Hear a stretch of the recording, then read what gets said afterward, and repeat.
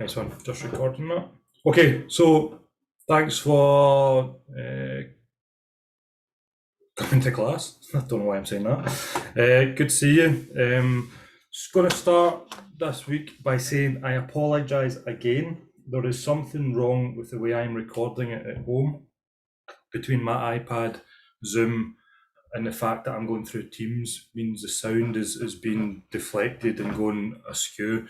So I left you after quite a tough week last week without a video. So I really, really do apologise, and I'll hold my hand up for that. I'll get it sorted. I'm recording it in a different way tonight, and I have to re-record last week's and the week before that. Okay, so that will be up for you. So again, I apologise if that caught you out last week. Sorry, this week. About last week, I've had a question. So I've not had any questions about the technique we were going through, about looking at trinomials with numbers in front of them in that quite complex way. If you do have any questions on that, sorry, 2 seconds, just admitting someone. Okay, if you do have any questions on that, let me know, and we can certainly revisit that and go through it and just relax. So hopefully that you've spent a wee bit of time digesting, had a go at it yourself, maybe looked at a different resource and sort of came to a good way of doing that, a good method of doing that. Okay, again, all the skills we're learning is to get to somewhere else. Okay, so all the skills we're learning in the first couple of months, okay, is means to an end. So we will revisit this and looking at it in a different way, and we'll put it in more context. So if it's not quite going in, if you've not quite got it, if you can sort of follow an example but maybe not connect the dots when you go to do it yourself, don't panic at that. Okay, that's really common. Okay, so don't sit there and worry. If you do have a question, come to me.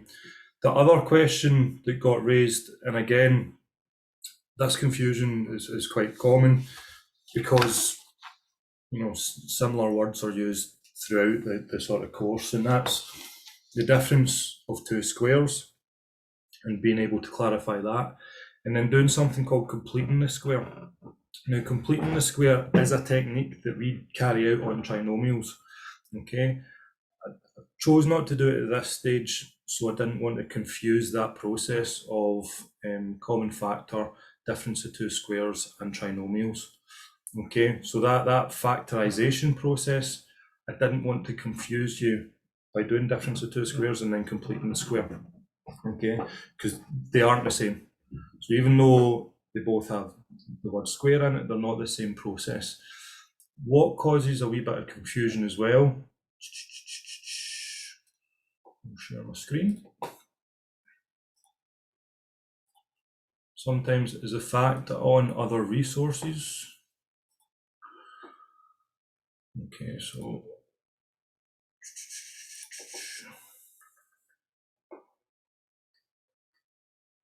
that's sharing BBC Bite Size. Okay, the fact on other resources like BBC Bite Size, what we were doing last week was factorising an algebraic expression. Okay, so I asked you to look at that, okay, and just sort of see what they're saying and try and follow their example as well as mine, so side by side. Right underneath it is completing the square. Okay, again, that's not the difference of two squares, so it's a very, very different process, and it's something we will do, okay, obviously, but we've not looked at yet. Okay, so difference of two squares, I've been asked just to clarify, and that's no problem at all. So I'll just go through that. Difference of two squares, exactly what it means, and then I'll look at it in terms of carrying out the CDT process, common factor we're looking for, difference of two squares, and then we go for the trinomial. Okay, so that process of factorisation.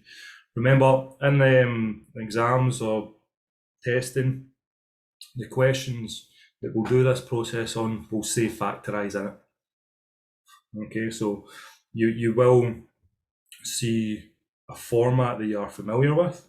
Okay, they don't often try and trick you.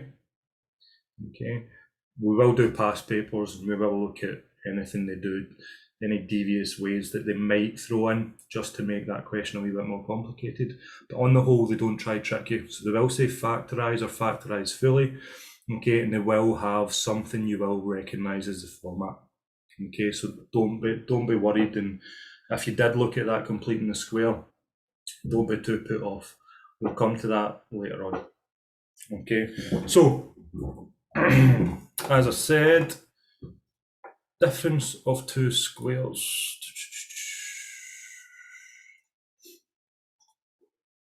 Okay.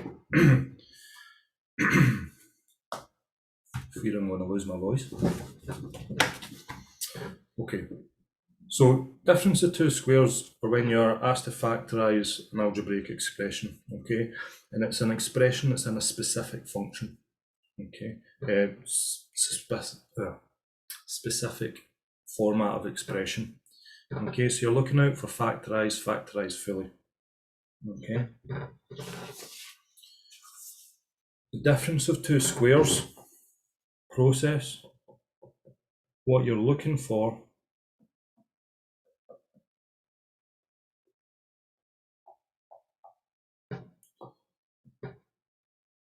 is an expression that you've been asked to factorise, but it's an expression which has got two squared terms separated by a takeaway. Okay, so you're doing the difference of. Okay, so I've written it as x squared minus a squared there, because that's how you often see it written. So I think, don't actually know how bite size write it. Okay, but that's how you often see it written. Remember, the letters just are stand-in for numbers. Okay, so let's go through a couple of examples and see how to sort of split that, separate that up and factorise that expression. Okay, so if we were to factorise that, we would factorise it in the form x minus a, x plus a. Okay, remember, it doesn't matter which way those brackets go round. So if the x plus a is at the front and x minus a is the second way, that's not a problem. So it's your first squared term minus your second squared term. Okay, and the second bracket is your first squared term plus your second squared term. Okay, so when you separate that bracket, okay, you'd go back to the same expression. Okay, so remember, you can always check these factorisation processes. Okay, just making sure. Sorry, just making sure there was no one in the waiting room. Okay, so you can always double check, and I advise, if you've got a wee bit of time, if you're nice and relaxed in an exam, always just double check when you are doing factorisation. Okay, you won't lose any marks. Okay, the marker will know what you're doing. Okay, even if you write it in a different colour or start it out saying check, okay, the marker will know where to stop. Okay, so let's put some numbers in that so we're sort of aware. Okay, and the numbers to look out for are your square numbers. Okay, and I've asked you sort of to look at your square numbers and just really familiarise yourself with them up to about 12 squared. Okay, if you got anything over 12 squared, sort of, yeah, they're at it. All right, so even 1 squared, make sure you're familiar with. 2 squared, obviously 4. 3 squared, 9. Okay, follow that all the way through to a 10 squared, 11 squared. Oh, sorry, and 12 squared. Okay, just be comfortable then. Just write them out. So even if you're practicing difference of two squares, or you're practicing factorisation, or what we're doing tonight. Okay, what we'll do tonight, we're looking at it in a slightly different way. Okay, we're sort of doing the reverse of that. We're doing the root of these. Okay, but again, if you're doing that, write it down the left hand side of your page. Okay, just do 1, 4, 1, 4, 9, 16, 25, 36, 49. Just write them down the side of your page so it becomes second nature to you. Okay, so just have them there. There we go. Okay, so all your squared numbers. So we're looking out for one of these squared numbers.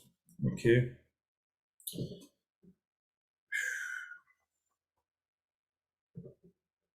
So we had squared term minus a squared term. Okay. 16. Okay, that's a squared term there. 16 is obviously 4 squared. We're looking out for this symbol as well. Okay, minus 16. Squared term minus a squared term, you're doing the difference of two squares. Perfect. Okay, so if you've been asked to factorise and that's the expression you get given, you want to separate the first term minus the second term, first term plus your second term. Okay. Remember, if we want to double check that, then we just carry out the FOIL process. Okay, so first, outside, inside, and lasts. Okay, so first, outside, inside, and last. Okay, so we just follow that process through very quickly. First terms, x times x, x squared. Outside terms, you're plus 4x. Okay, inside terms, you're minus 4x. And your last terms, you're minus 16. Okay, if you're collecting like terms, minus 4x and plus 4x rule each other out, and we're left with the expression x squared minus 16. Okay, so we're back to that. So the reason why difference of two squares is such a common one to look out for is because there's no x term in the middle, and that sometimes throws people. Okay, so remember trinomials, we're looking for three terms. We're looking for an x squared term, we're looking for an x term, and we're looking for a single number, a single constant at the end of it. Okay, so without that middle x term, some people get thrown, but that's what you're looking for. Okay, so that's the sort of what you're looking for. So let's just reinforce that. Go through another couple of examples. M squared minus 9. You've got a square term at the front, you've got a square term at the end, and they're being minused in between. Okay, very quickly, separate the brackets. First term, second term, done. Okay. Example 2. Example 3. Don't get thrown if the letter comes after the number. Okay, and don't get thrown if there's a number 1 either. Remember, 1 is just 1 squared. 1 times 1 is 1 squared. Okay, so that is a difference of two squares. Okay, but the process is the same. You still put the first term minus the second term, first plus the second term.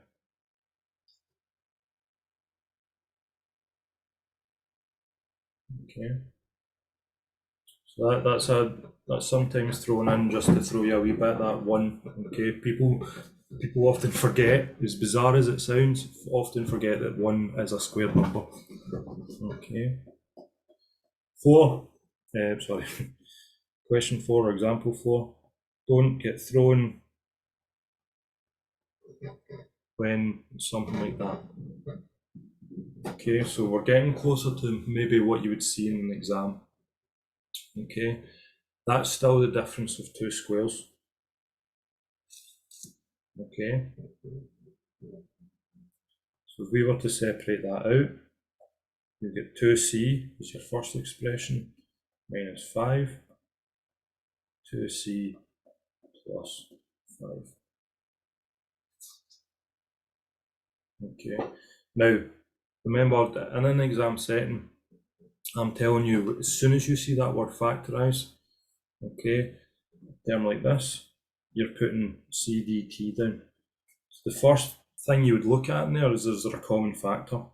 Okay, in this case there isn't, but sometimes there's a common factor and you can actually remove that number in front of the first squared term and it makes your life a lot easier.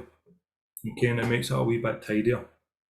Okay, so remember, as soon as you see factorise fully, then you're writing out CDT, common factor, take out the common factor. Okay, your highest multiple that goes into both terms. Okay, so your highest common factor always comes first, your difference of two squares comes second. So, yep, no common factor, but there is difference of two squares. Perfect. Okay. Likewise, 5. Okay. 4m squared minus 9m squared. Okay. So, don't know how clear that is, but that's 4m squared minus 9n squared. Okay. So, that's quite a toughie. Okay. But you'd see the question factorised fully.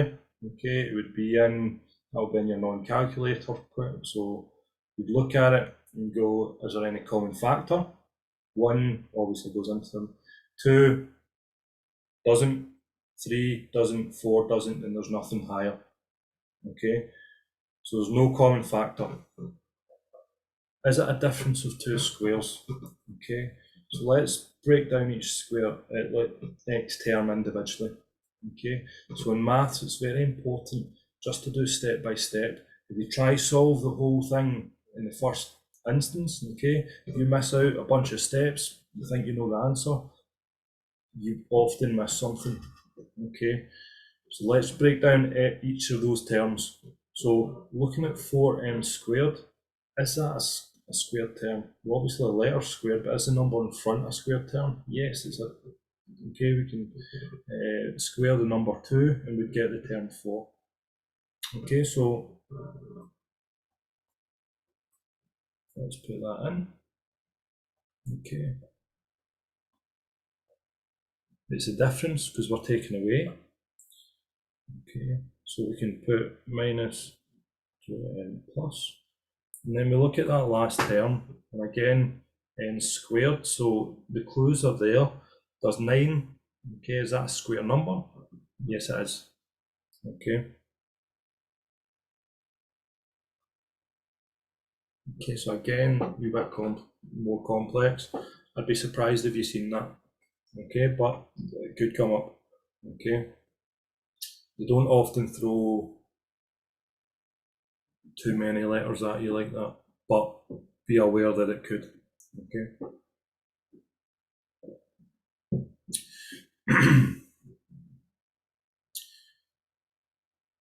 Example 6. Okay, oops. 3y squared minus 27. Okay, so again, you'd get asked to factorise. Okay, and you look at that, and you don't see a next term in the, or you don't see a letter term in the middle. Okay, so you don't see 3y squared plus some y minus a constant. Okay, so there's nothing in there. So the next port you might step into is, okay, so the two squared terms. So you can see the 27 is a squared term. Oh, sorry. Neither of them are square term. 27 is not a square. My God.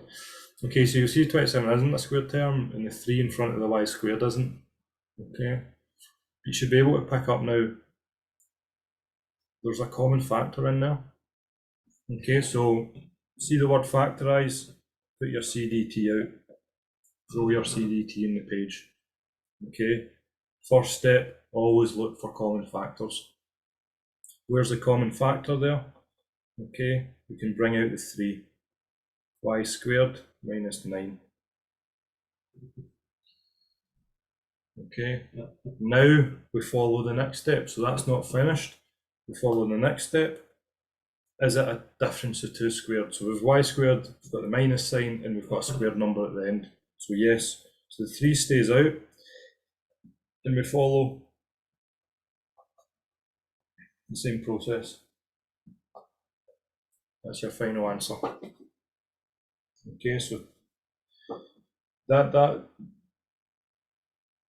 would probably be a good one to see. If that came up, that's a pretty good way to get 2 or 3 marks. Okay.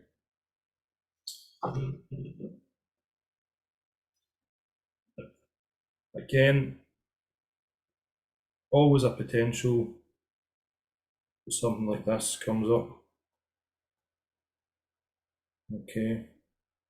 Don't panic at that. There's a lot of letters going on, there's a lot of terms going on. Remember, letters are just stand-in for numbers. Okay, so they're related to something else, or they're related to part of the problem that's been analysed. Okay, so letters are just stand-in for numbers. Okay, so those like A's are common. Okay, they're common factors. Okay, so don't look at that and go, okay, follow that process. The question will ask you to factorise fully, follow the process. Is there a common factor? Well, A and A is in both part of that. Okay, so take A out. Okay, take that out as a common factor. You're left with B squared minus 9. Now that's a more familiar sort of format to us. Okay, we've removed the A and we've made it a lot better looking expression. Alright, so it looks a wee bit better. Let's follow the process. Common factor's been removed. Is there a difference of 2 squares? The answer is yes. Okay, so we can break that up even further, simplify it even more, and use the same format that we've been doing.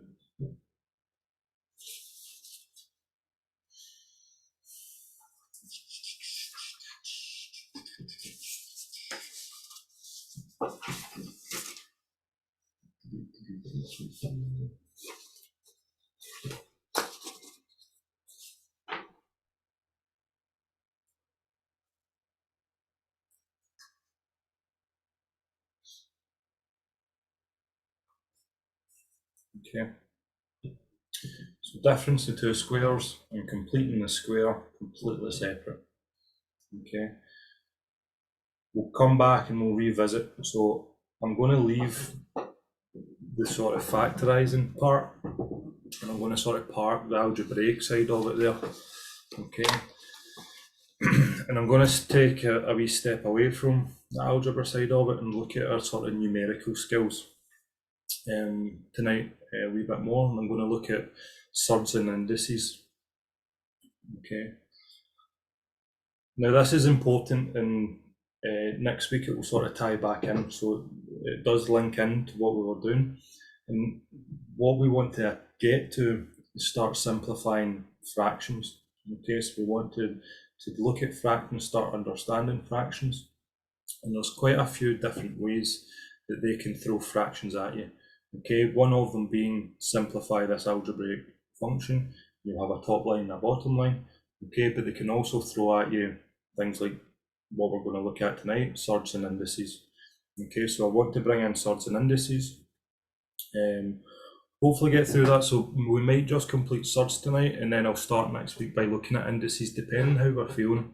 Okay, because I know after 8 o'clock, okay, it might get a bit tough, so I might just throw it out there just so it can sink in over the week, and then start it again next week. Okay, so we'll look at surds. Surds will be the main focus of today.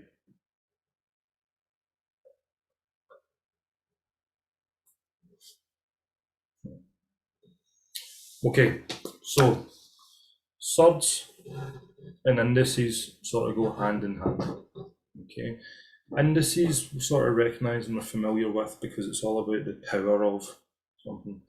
Okay, so if we've got a squared number, okay, so if we've got a squared number like that, okay, that number there is the index, okay, the power of it. Okay, surds are sort of the opposite of that. So if you've ever heard the term the root of a number, that's you sort of carrying out this process. But surds are slightly different. So surds are when the root isn't a complete number. Okay, so surds are when you're left with sort of leftover sort of decimals. Okay, now surds are important in maths and surds are important in engineering. Sorry, I missed a wee bit of chat there. So Holly, in the CDT, T is just trinomials. Okay, so I'll put the video up of last week. If you watched last week, it will go through that. Okay. Okay, so yeah, surds are just the sort of reverse of that, and surds are when you've got leftovers and you need to be really, really accurate. Okay, so they're used very commonly in maths and engineering when you need to carry through sort of a number that can't be written out fully. Okay, and I'll do an example of that. So you might recognise roots, simple roots, like if you got asked to do root of 4, you'd write it like that. Okay, and that would be 2. Okay, so you can see it's the opposite of doing your sort of squares. Okay. Okay, if you got asked to root 9, 3. Okay, root of 16, we're going to get 4. Root of 25, going to get 5. Okay, so you're familiar with these numbers. Okay, these leave you with sort of complete numbers, so you don't have any leftover. Okay, what happens to the number in between them? Okay, so what happens with things like root 3?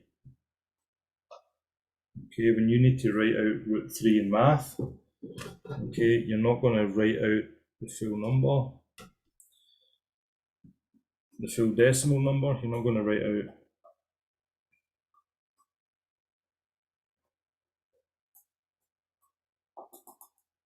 okay, that just continues on. Okay, so you're not going to put that in an equation and continually write that every single line. Okay, because you need to be sometimes you need to be very, very accurate to many, many decimal points. So you just carry through this surd. So you need to know how to treat a surd, okay, and simplify surds and the rules of surds. Okay, so let's start with the ones that we need to know. So the ones that we should be familiar with.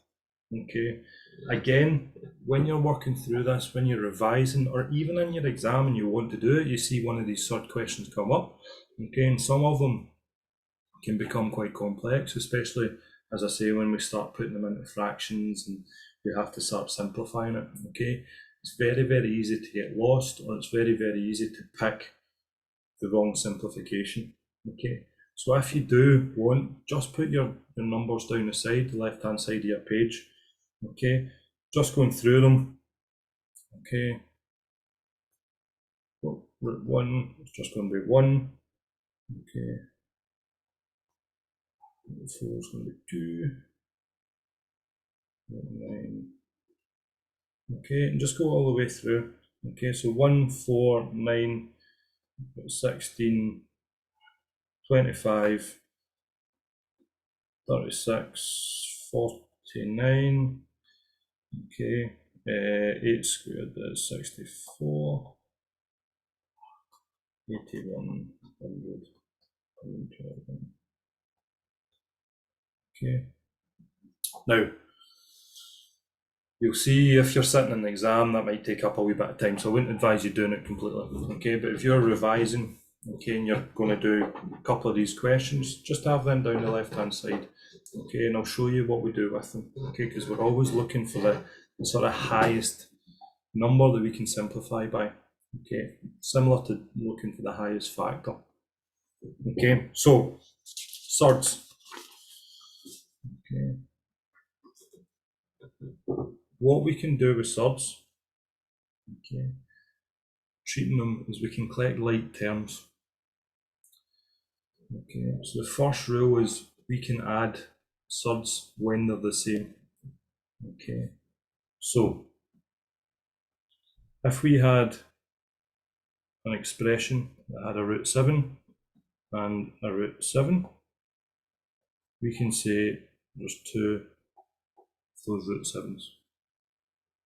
Okay, so we can say there's 2 of them. Okay, so again, this is quite similar to what we were doing in algebra. Okay, in algebra we were looking at an x term plus an x term would give us 2 of those x terms. Okay, so it's very, very similar to that. So if we've got a root 7 and a root 7, we're not going to simplify, if we're not going to break them out and then add the numbers together and then put it to the side. We can just add those. So we've got 2 of those. Okay.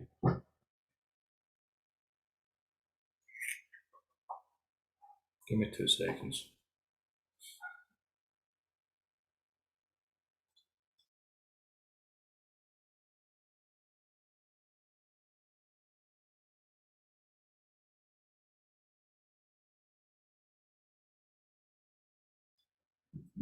Sorry guys, just checking my dog was going off his head for some reason. Okay, so we can collect like terms. Out of breath running up the stairs, that's a bad sign. Okay, so like terms. So if we've got something like 3 root 2 plus 4 root 2, we can add those terms together. Okay, so those numbers in front are how many of these root 2's we've got. So collecting like terms, we can just do 3 plus 4. Okay, and that's just going to give us 7 root 2 terms.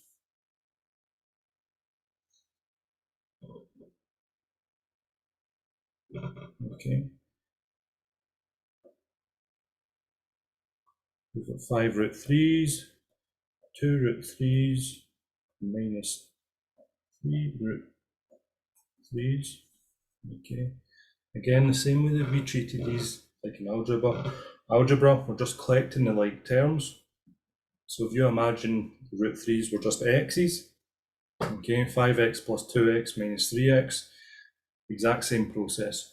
So 5 root 3 plus 2 root 3 minus 3 root 3 is 5 plus 2 is 7, minus 3 is 4. Okay, so you're left with 4 root 3. Okay. Would it be as simple as that, or would it be obviously get a bit more complicated? It gets a bit more complicated. Oh God, of course it does. Thanks. Just get used to looking at surds, okay? And there are rules that we follow, okay? So that is sort of just easing you in to what a surd and what we can do with them, okay? And it's really just looking at root 7 and root 7 are the same things, so when we add them together, we've got 2 of those same things, okay? Likewise. So you can't add surds that don't match. So if you had 2 root 7's and you tried 3 root 3's, okay, that's as simple as that term goes. Okay, so you can't simplify that term anymore. Okay, so that is what it is. Okay, you never get that.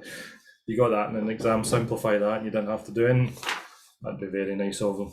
Okay, so you can get to sort of final point. So you can't continue to simplify it till you get to a final number.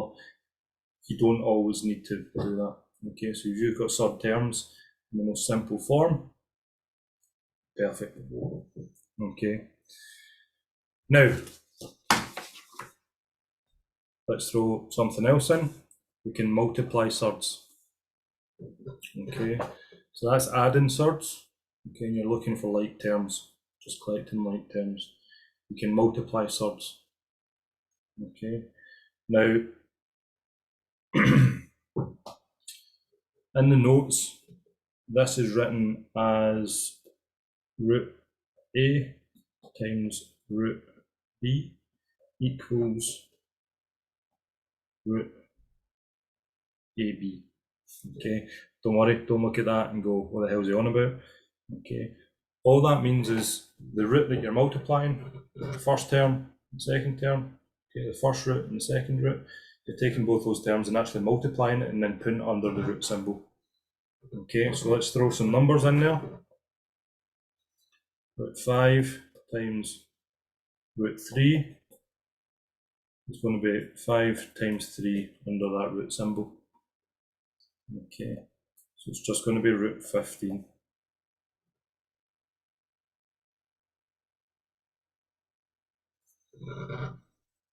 Okay.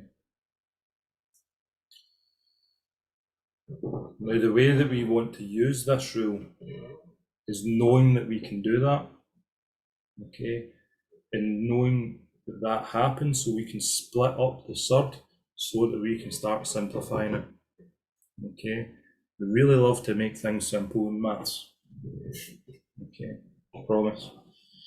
Okay, so what we're going to use this rule for is we start with a big surd and we break it down into smaller surds. Okay, so we'll be doing that in reverse.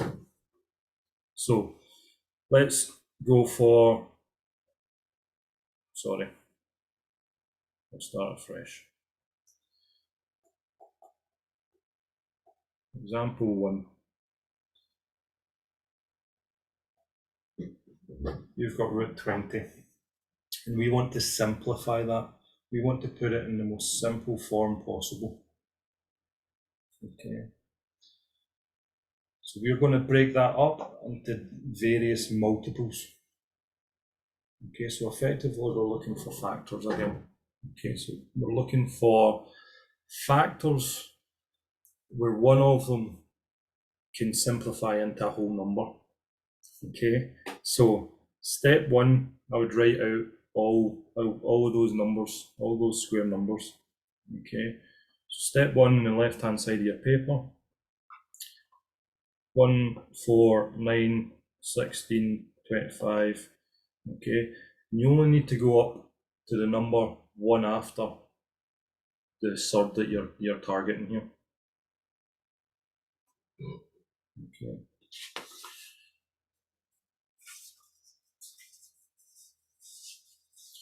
You're going to take that surd, the number 20. You're going to find where the number is, fits in, so it fits in just after the 16, and that's going to be your starting place, and then you're going to work from that point to find out the highest multiple that goes into it. Okay, that's a square number. So this makes more sense the more that we do this. Often when you speak maths, it doesn't make any sense, so don't worry if it doesn't.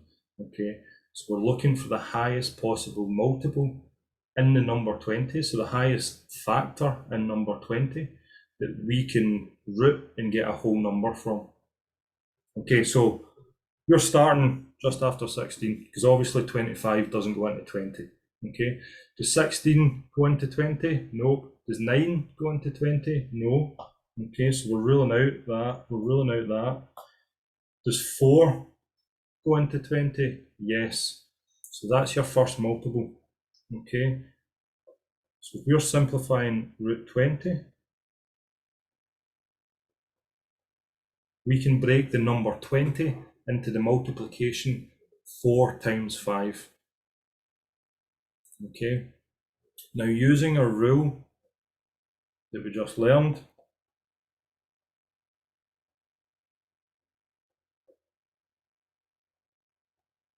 okay, we can break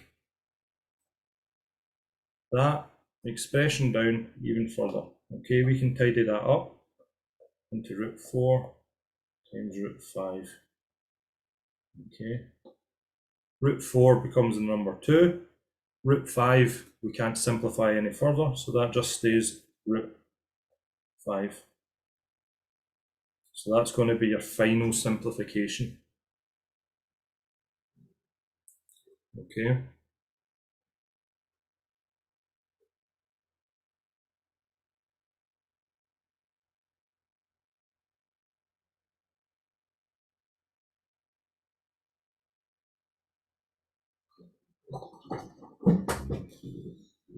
Does anyone not see the steps I took there? Okay, so we're taking our big surd.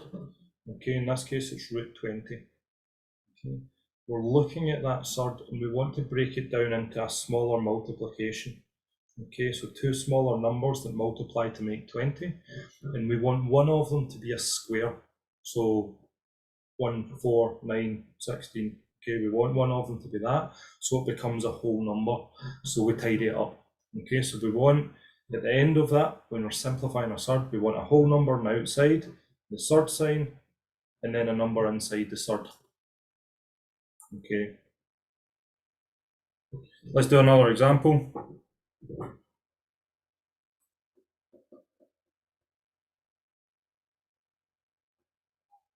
Okay.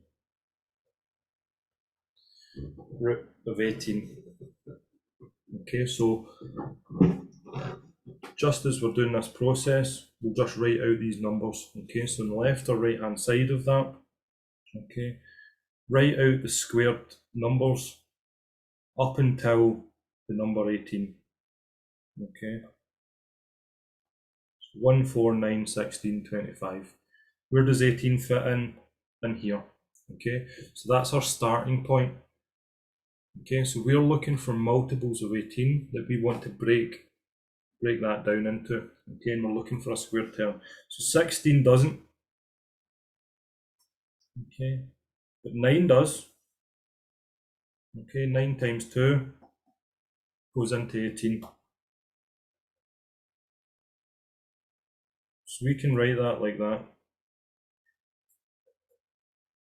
Using a rule, okay, that expression can be broken into root 9 times root 2. Okay.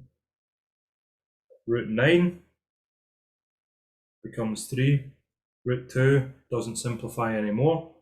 Okay, that just becomes root 2.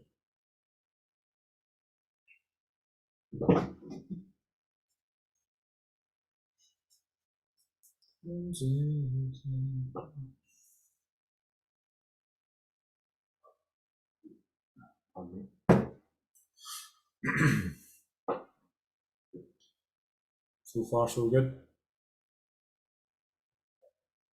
Perfect.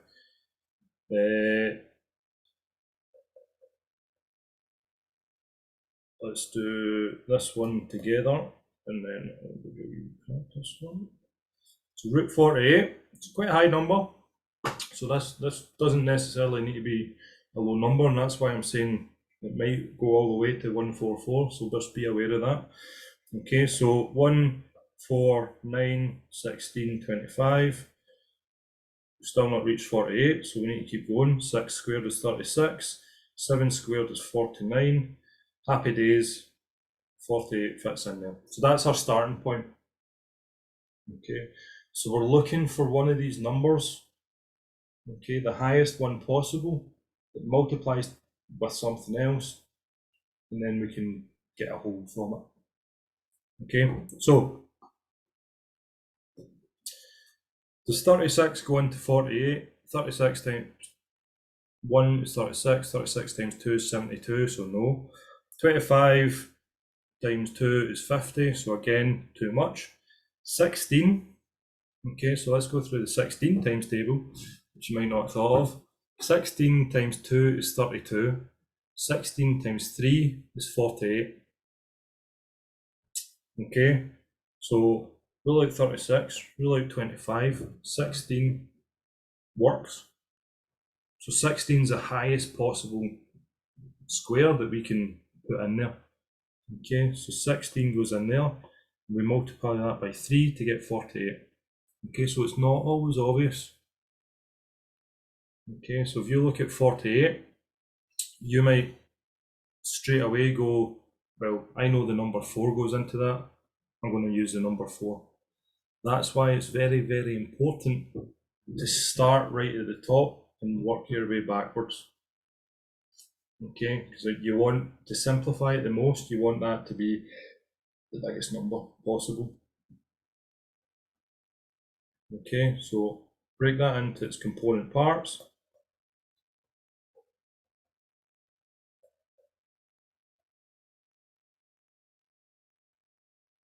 Okay.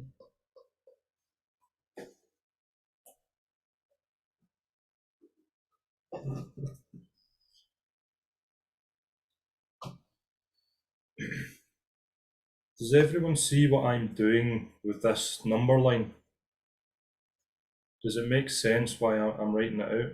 Okay. That's the only bit I don't really get, sorry. So So I understand obviously you're trying to get the number to like simplest form, but See that, I don't know if I missed it, see the number line at the side? Yes. Are you writing this prior to doing the equation? And like, where are you getting the numbers from? Are you always using the ones or? Yeah, so what those numbers are just our squared numbers. Okay. Right, okay. So I'm looking for one of these, when I'm breaking down that big number for the surd, I'm looking for one of the multiples to be rooted to give me a whole. Okay, so when I root a squared number, okay, it gives me a whole number. Okay, so what I mean by that, okay, the squared numbers, oops, 1 squared equals 1, 2 squared equals 4, 3 squared equals 9, 4 squared equals. All right, I get that now. So it's just that way you'd always do that at the beginning, just Yep. So to keep it right and have that at the side. Yeah. So what I'm looking for is to break the big surd into one of these numbers times something else. Okay, so when we had that root 20, I'm looking for the biggest possible square, okay, that I can put in there to then root to simplify. Okay, in this case it was 2, in that case it was 3, okay. In this case it was And then you're just kind of looking for the kind of smallest number it can go to kind of thing. yes. Right, that's fine, right, thank you. But be careful. So when you say the smallest number, okay, I said yes, as in we're trying to simplify it down as far as possible, okay? And it's Yep. what they're looking for when I say simplify is this number here is the smallest it can possibly be. Okay, no problem, that's fine, thank you. Okay. So we're looking for the highest possible square, so that's why I'm starting as far down that list as possible. Okay. Okay, let's do one more.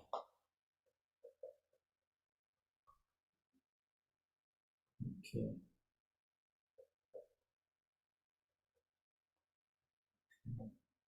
I'll write out my numbers. 1, 4, 9, 16, 25, 36. So I always go to one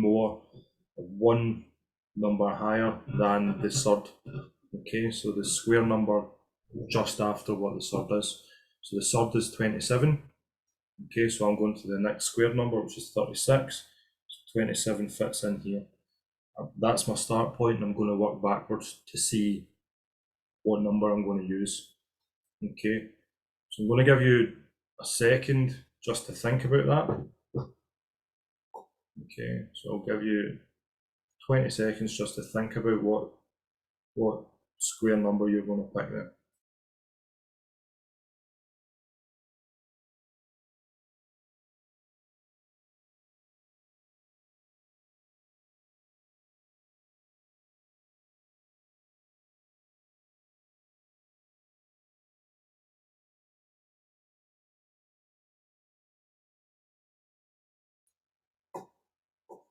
Okay, so let's think about it. So we're starting at 27, we're going back. So does 25 go into 27? Nope. Does 16 go into 27? Okay, so 16 times 1, 16. 16 times 2 is 32. So nope. Okay. Does 9 go into 27? So we've got 9 times 2, which is 18. We've got 9 times 3, which is 27. Okay. Okay. So we can break that down into 9 times 3. Write it like that.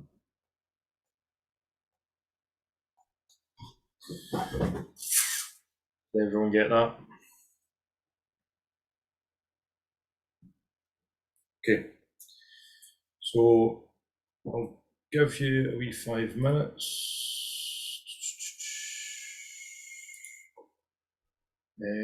And ask you to do. So remember this in middle. Okay, so hopefully everyone's got access to middle. We always look at this unit pack, so this is where most of your sort of question tutorials come from. Okay, so just opening up this. If you've got it handy, that would be good. Okay, we're doing page 4. Okay, so I think we'll be page 4 or 5 and something. If it opens, where did that go? There we go.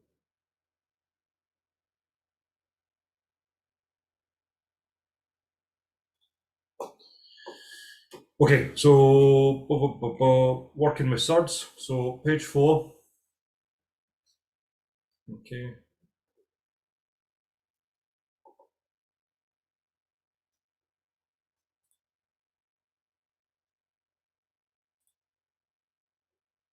Page 4.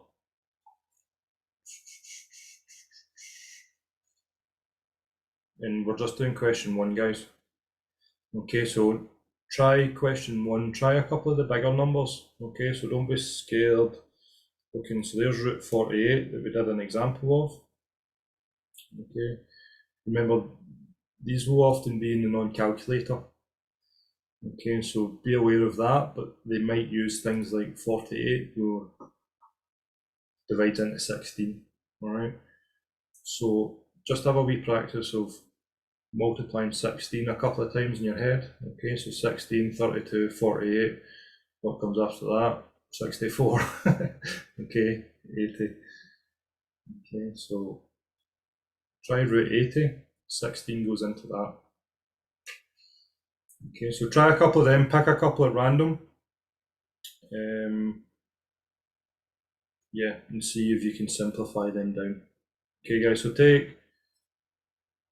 let's take 10 minutes. So that's us been on for about an hour anyway. So let's take 10 minutes. Take 5 minutes to do a couple of those questions, then just 5 minutes to walk around and breathe. Okay, guys, so we'll come back at 8 minutes past 7.